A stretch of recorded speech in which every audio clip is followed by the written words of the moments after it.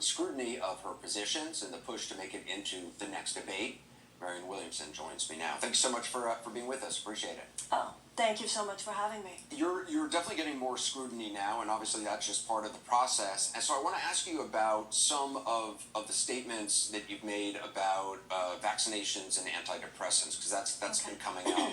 You've often brought up very legitimate concerns about doctors overprescribing antidepressants and other drugs. You've brought up concerns about, which are legitimate, about aggressive marketing by big pharmaceutical companies and possible harmful side effects of antidepressant drugs. To me, those all seem very legitimate concerns to raise. I've never heard you express the real concern for the stigma surrounding depression. And I know there's some people who say that you're actually contributing to that stigma by repeatedly saying that antidepressant drugs, you've used the word numb or mask you. That isn't the fact is that depression numbs you and masks you, and that while some drugs have dangerous or unpleasant side effects, not all drugs numb you or mask you. And telling a seriously depressed person they take an antidepressant, they're going to be numbed, isn't that not a good message? I think that would be a not good message, and I've never given that message. That's just never the way I've spoken, and it's a complete mischaracterization of my commentary. What I've talked about is a normal spectrum of human despair, normal human despair, which traditionally was seen as the purview of spirituality and religion, that which gave people comfort and gave people hope and inspiration in their times of pain. And with the advent of modern psychotherapy, a lot of the baton sort of passed from religion and spirituality to modern psychotherapy, which was an interesting transition. And then over the last few years, very, very quickly, the baton was passed again to psychopharmacology. And so a nuanced conversation was lost regarding the nature of human despair. Regarding the real phenomenon of human despair, this is what I have spoken about. Right. But you have used the word numb many times and yes. mask. You said, in fact, Feds say 1 in 10 Americans on antidepressants, not a good sign. This is not a time in American history for any of us to be numbing our pain. If you're on an antidepressant, you're not numbing your pain. You're actually trying to feel again, no? Well, some people would argue that, some people not. But the issue here for me is the difference between normal human despair and if you are going through something like grief, for instance. Right, that's normal. Like, that's normal. There's you write very eloquently about that normal universal sadness. But do you acknowledge you have raised questions though about clinical depression in the past? I know in our podcast with Russell Brand, I think you called clinical depression such a scam. And then you backtracked with the New York Times saying you regretted saying that, but you went on to say, and I'm quoting, it's not always such a scam at all. It does seem like, again, you're suggesting that clinical depression is a scam. No. Do you want to let me tell you what I think? Because I'll be glad to do that. What I believe is that when we go through these issues of normal human despair, when we go through a divorce, when we have a pain over a breakup, when someone that we love has died, when we have been through a financial loss or failure, there is value sometimes in feeling the sadness, feeling that dark night of the soul. Well, then let me explain how I feel about that in relationship to antidepressants, if I may. We have, over the last few years, taken this kind of cheap yellow smiley face, put it over all human emotion, like happy, happy, happy. We have lost our sense that there are times when sadness is part of life. There's one of my favorite lines from the poet Rilke, where he says, "Let me not squander the hours of my pain." And so what I speak to is not serious what is today called clinical depression, although I have questioned sometimes how that is looked at. Anderson, how many women... No, and I have said, when I made that comment, oh, that's a scam too, in a podcast with Russell Brand, that was a glib comment, and you're right, Anderson, I have said that was wrong of me to say. This is very important that we realize. Do you know how many women in America are prescribed their antidepressants by their gynecologists? Do you know how many people are prescribed antidepressants after having talked to, even if it is a mental health professional, for 10 minutes? But you also know that suicides among women have gone up dramatically. that suicides nationwide among men and women have gone up 30% over the last 10 or so years. I mean, this is... Yes, and also what I know, Anderson, is that the use of antidepressants, if you look at the statistics about the suicide rate and the use of antidepressants, there's no real argument there that necessarily the use of antidepressants statistically across the board has helped with the suicide rate. No, I agree. Mental health is in its infancy in terms of doctors understanding how to deal with clinical chemical depression, but it does seem like there are many people helped by antidepressants, and that's a good thing. Right, but you, I mean, a few months after Robin Williams died by suicide, you posted a thing I'm putting on the screen implying that antidepressants were the cause of Williams' death, and you wrote, "The truth about antidepressants, helpful for some, harmful for others." And then you linked to this article that was clearly suggesting antidepressants played a role in his death. Do you know who wrote that article? That was by an organization funded by the Church of Scientology, which doesn't even believe in psychiatry, doesn't believe in any psychiatric medicine, even for very serious mental illness. They even have a museum in Hollywood called Psychiatry and Industry of Death. Anderson, if somebody is helped by an antidepressant, I'm happy for them. And I have never argued that anybody who is on an antidepressant should get off an antidepressant. And not only that, I've always made it very clear, that if anything in my conversation makes people think twice about it, if in fact they are on it, that the last thing they should ever do is throw it away, because getting off them, people must get off them if they get off them very, very carefully. So this idea that I'm some Tom Cruise about antidepressants, I'm not, and I never have been. But if somebody is depressed and they're reading your tweets or reading your books, they're not hearing you speak in a nuanced way in a seminar. Have you read my book, Tears to Triumph, about Yeah, this? I have. I mean, I enjoy your writing, and I find you really fascinating. But it does worry me that you seem to be sending a message by raising such concerns about antidepressants in such a blanket way, or clinical depression. It just doesn't seem like you're saying you're happy for somebody if it helps them.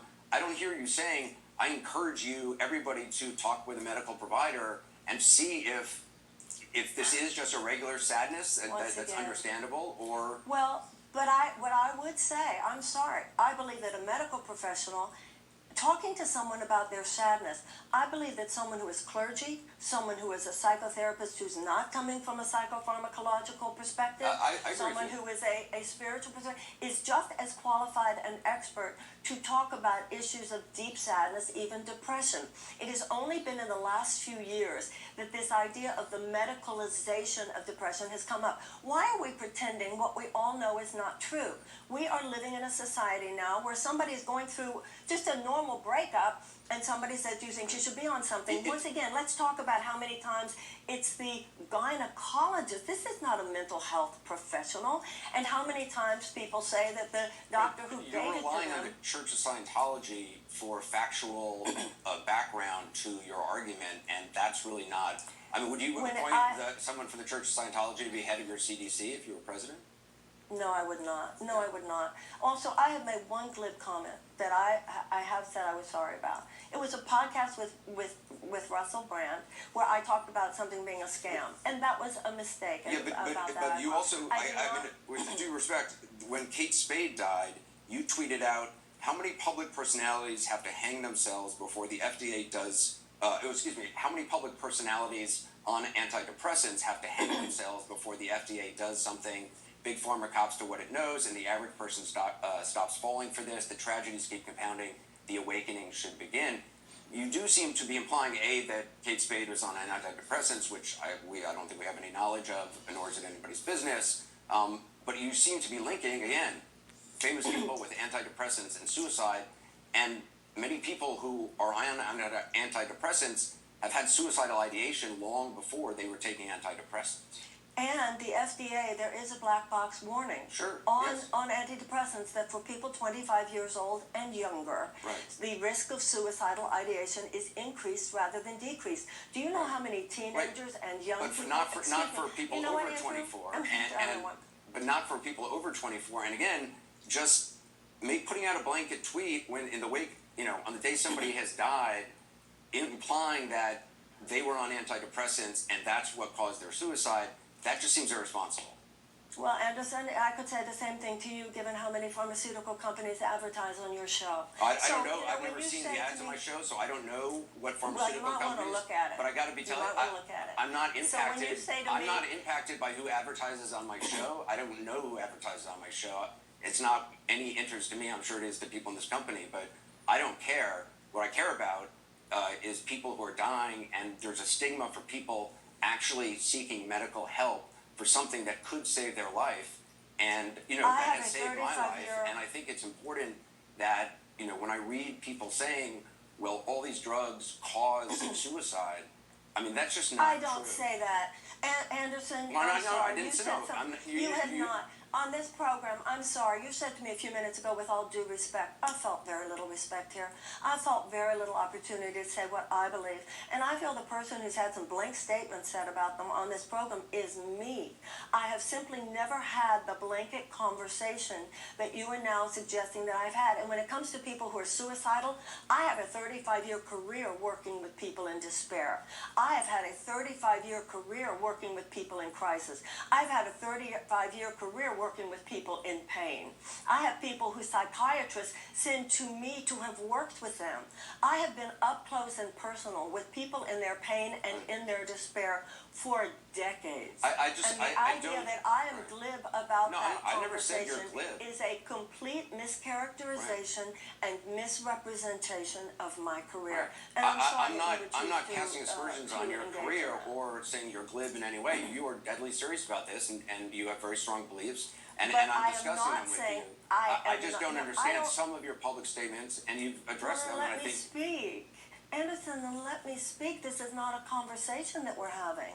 Well, I think And it is. I need to try to. You say you didn't say stuff, and then I read you quotes, and But this you is don't a let me explain. When people are taking antidepressants who have had serious pain and serious depression in their lives, and they are helped by them, I'm happy for them. Yeah. Yes, I I am believe that. happy for them. When I meet young people, and I meet them all the time, once again, I'm the one here who has had a lot of experience with Sure. people in pain. When I meet But I just don't think particularly- telling people that it's going to numb them is a good idea. Oh, well, that's your belief. I Okay. believe that to tell So a you- person under the age, may I speak, when I believe that a person under 25, and I meet Well, them you're not the specifying time. this in your comments. You're saying 1 in 10 are on antidepressants, not a good sign, not a time in American history for us to be numbing our pain. Telling a person who's depressed and is 40 years old and thinking about suicide that if they take an I'm not antidepressant, it's talking going to numb about them. people, excuse me, not- I'm not, may I please speak?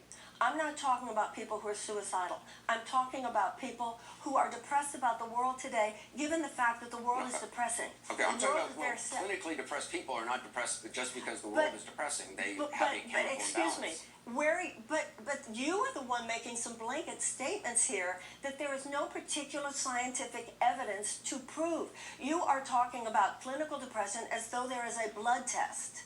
No, there's Now not. you can talk about chemical imbalance, but you can also talk about chemical changes that come about through yoga, chemical agree. balances that come about through prayer, Right, I chemical agree. changes that come about through sugar, and I'm that with come you on about that. through nutrition. Yeah. Given that, what my conversation has been, particularly that I am very concerned about, is teenagers and people in their early 20s, Okay. that underage, who are told, and I meet them all the time.